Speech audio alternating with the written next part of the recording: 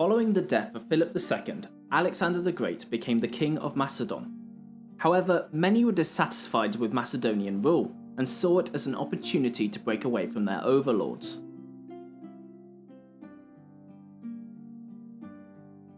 Many of the regions that revolted against Alexander had been key conquests of his father.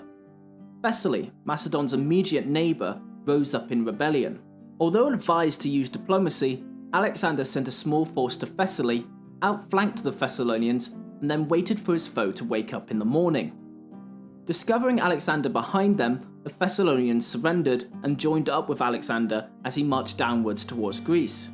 At Corinth, he was recognised as the leader of the Corinthian League. Whilst there, he heard the news that the Thracians to the north had also revolted.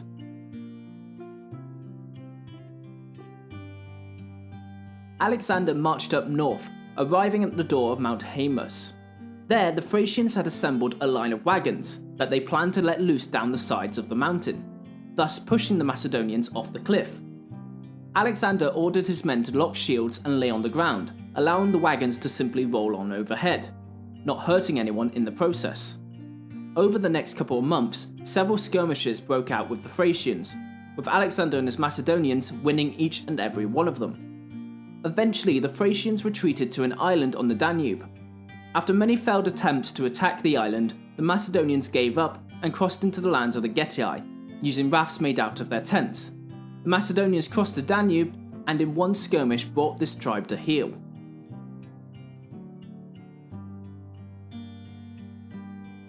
Alexander then turned towards the raiders' heaven that was Illyria.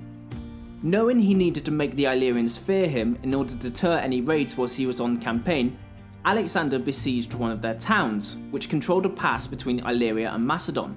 Controlling this pass meant that any entry from Illyria into Macedon was under his control. After a few days of fighting and re-maneuvering, Alexander and the Macedonians were successful in capturing the city, capturing the Illyrians in their beds.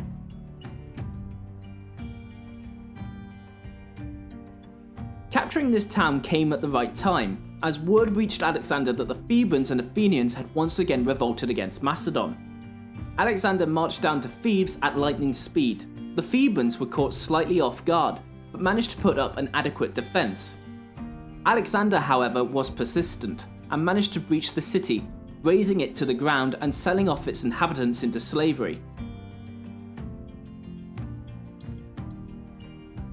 This brought the rest of Greece to heel, thus ending the revolts against his rule.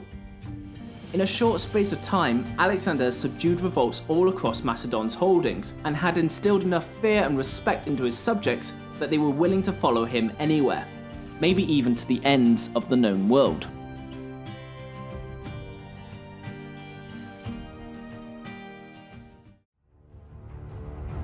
Thank you for watching and listening to our videos. Be sure to like, comment and subscribe if you've enjoyed. All sources are listed and linked in the description below. I've been the Ancient History Guy, and as always, I'll be seeing you later.